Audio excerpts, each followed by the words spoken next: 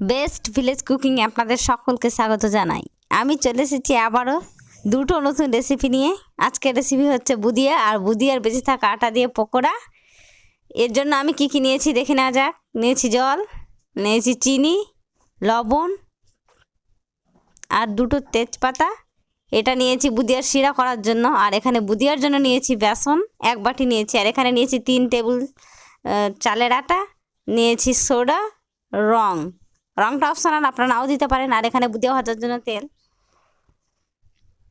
এখানে আমি প্রথমে একটা পাত্রে আটাগুলোকে নিয়ে নিচ্ছি। এই বেসনের আটাটা আমি আগে থেকে চালিয়ে নিয়েছিলাম। আর এখানে নিয়ে নিয়েছি 3 চামচ আটা চালের। এই চালের আটা দেওয়ার ফলে বুদিয়াটা খুব সুন্দর হয়। আর এখানে আমি যে বাটি মেপে বেসন নিয়েছিলাম সে বাটি মেপে নিয়ে নিচ্ছি 1 বাটি জল। এই জলটা আমি একেবারে দেব না, একটু একটু করে দেব আর অনবরত নাড়তেই থাকবো যাতে এর আটার মধ্যে কোনো দলা পাকিয়ে না যায়। বুদিয়া ভাজার জন্য আপনারা আটাটাকে খুব বেশি না ফেটালেও চলবে। আমি আলতো হাতে কয়েকবার ফেটিয়ে নিয়েছি দেখুন। এবার আমি কালার করার জন্য একটা বাটিতে কিছুটা আটা নিয়ে দিয়ে দিচ্ছি রং। আপনারা এতে লাল, সবুজ যে কোনো রং করতে পারেন।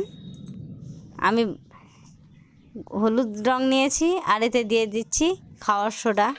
সামান্য পরিমাণ খাওয়ার সোডা দেওয়ার ফলে বুদিয়াটা খুব সুন্দরভাবে ফোলে আর অনেকক্ষণ পর্যন্ত মুচমুচে থাকে। আপনারা এই বুদিয়াটা চানাচুর হিসাবেও ব্যবহার করতে পারেন, তাতে সামান্য লবণ মিশিয়ে দিলেই হবে। আমি এটা মিষ্টি বুদিয়া করেছি, ওই জন্য এতে কোনো লবণ দিইনি। আর আমার আটার ঘনত্বটা দেখেন, একটা চামচের সাহায্যে আমি আঙুল দিয়ে দেখে নিয়েছি, পারফেক্ট হয়েছে আটাটা। আর এখানে উনুনে কড়া বসিয়ে ঢেলে দিচ্ছি পরিমাণ মতো তেল। বুদিয়া ভাজার জন্য খুব বেশি জাল করা যাবে না, মিডিয়াম আঁচে এটাকে করে নিতে হবে। আর এখানে একটা চামচের সাহায্যে আমি আটাগুলো দিয়ে দেব। দেখুন কত সুন্দরভাবে আটাগুলো পড়ছে আর গোল গোলভাবে বুদিয়া তৈরি হচ্ছে, একেবারে দোকানের মতো। আপনারাও এভাবে বাড়িতে করে নিতে পারেন, খুব কম খরচেই হয়ে যাবে। ভিডিওটি আপনারা স্কিপ করবেন না, পুরোটাই দেখবেন। আর যদি ভালো লেগে থাকে তাহলে লাইক, কমেন্ট, শেয়ার করবেন। আর চ্যানেলটিকে সাবস্ক্রাইব করে পাশের বেল আইকন অন করে নেবেন, যাতে কোনো নতুন ভিডিও আপলোড করার সঙ্গে সঙ্গে পৌঁছে যায় আপনার কাছে।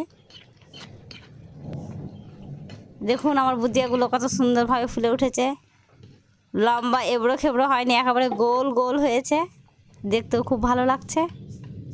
আমি এবার একটা পাত্রে তুলে নিচ্ছি।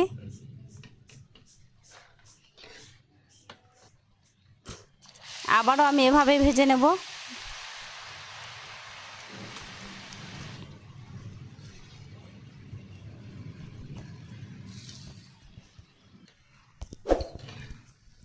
খুব কম খরচে আমি অনেকগুলো বুদিয়া তৈরি করে নিয়েছি। আপনারা ভাববেন কি বুদিয়া করতে কতই না তেল লাগে, তার জন্য আমি ছোট কড়াই বসিয়েছি উনুনে। 1 থেকে 150 গ্রাম তেলের মধ্যে আপনারা অনেক বুদিয়া ভেজে নিতে পারবেন।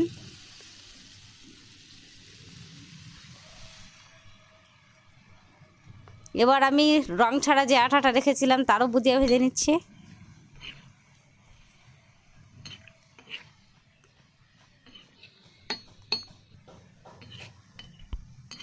আপনারা বাজারে যদি বুদিয়া কিনতে যান তাহলে খুব কম বুদিয়া পাবেন। 1 প্যাকেটে খুব কম বুদিয়া থাকে, 50 গ্রাম মতো থাকে 10 টাকায়। আর এভাবে আপনারা যদি 100 গ্রাম আটা নিয়ে বুদিয়া ভাজেন তাহলে অনেক দিন পর্যন্ত খেতে পারবেন, কমপক্ষে 10 থেকে 15 দিন।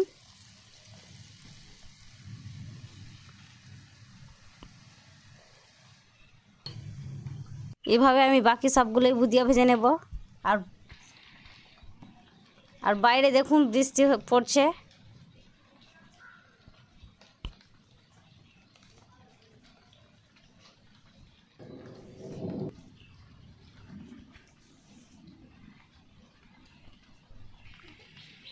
আর গাছে কাঁঠাল হয়েছে, আপনাদের অন্য একদিন কাঁঠালের রেসিপি দেখাবো।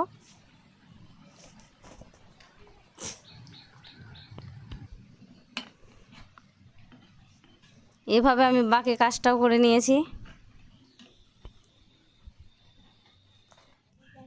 আমার বুদিয়া ভাজা হয়ে গেছে, আর বুদিয়ার যে আটাটা ছিল সেই আটাটা দিয়ে আমি আলুর পকোড়া ভেজে নিচ্ছি। বাড়ির বাচ্চাগুলো সব মিষ্টি খেতে পছন্দ করে না, ওই জন্যই আমি এটা করে নিয়েছি। আপনাদেরও বাড়িতে যদি কোনো বাচ্চা মিষ্টি খেতে না চায়, নোনতা খাবারের বায়না করে, তাহলে আপনারাও এভাবে বুদিয়ার বেঁচে থাকা আটা দিয়ে পকোড়া করে দিতে পারেন। এখন বেগুনের যা দাম আকাশ ছোঁয়া, ওই জন্য খুব কম খরচে আলুর বাড়িতে থাকা আলু দিয়ে আপনারা এগুলো ভেজে নিতে পারেন। দেখুন কত সুন্দরভাবে গোল গোল হয়ে ফুলেছে। আর এখানে বুদিয়া ভেজে রেখেছি আমি, বুদিয়াগুলো খুব মুচমুচে হয়েছে। আর আমার এই আলুর পকোড়াগুলো একেবারে ক্রিস্পি হয়েছে। দেখুন, এগুলো বেগুনির স্বাদকেও হার মানাবে। একবার অবশ্যই ট্রাই করে দেখবেন। এটা যতটা দেখতে সুন্দর হয়েছে তার চেয়ে খেতে অনেক সুন্দর। এটা আপনারা চায়ের সঙ্গেও খেতে পারেন, মুড়ির সঙ্গেও খেতে পারেন। এবার আমি শিরা করার জন্য উনুনে বসিয়ে দিয়েছি কড়াই। এতে দিয়ে দেবো 2টো তেজপাতা, দিয়ে দেবো 1 বাটি চিনি। আমি যে বাটি মেপে চিনি নিয়েছি সে বাটি মেপে দিয়ে দিচ্ছি 1.5 বাটি জল। আমি চিনি শিরাটার ঘনত্ব খুব করব না, পাতলাই থাকবে, ওই জন্যই 1.5 বাটি জল দিয়ে দিয়েছি। আপনারা চাইলে 1 বাটি জলও দিতে পারেন।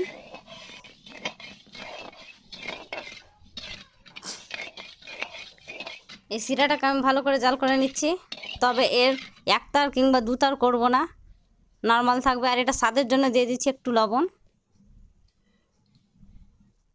আমার চিনিটা সম্পূর্ণ গলে গেছে, আর আমি জাল করব না।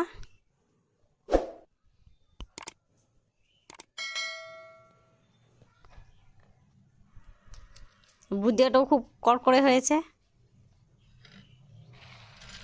দেখুন আওয়াজেই বুঝতে পারছেন। অনেকক্ষণ রাখার পরেও এরকমই মুচমুচে হয়েছে। এটা খেতে খুবই টেস্টি, আর একটা দারুণ সুগন্ধ বেরিয়েছে। হোটেলের বুদিয়াকেও হার মানাবে। বাজারে যে রাস্তার ধারে বুদিয়াগুলো বিক্রি হয় সেগুলো অতটা স্বাস্থ্যসম্মত নয়, আর এটা বাড়িতে খুব সুন্দরভাবে করা হয়েছে। এটা স্বাস্থ্যসম্মত, ক্ষতিকারক না। আপনারাও ওইভাবে ট্রাই করবেন। আর কেমন হয়েছিল আমাকে কমেন্টে জানাবেন।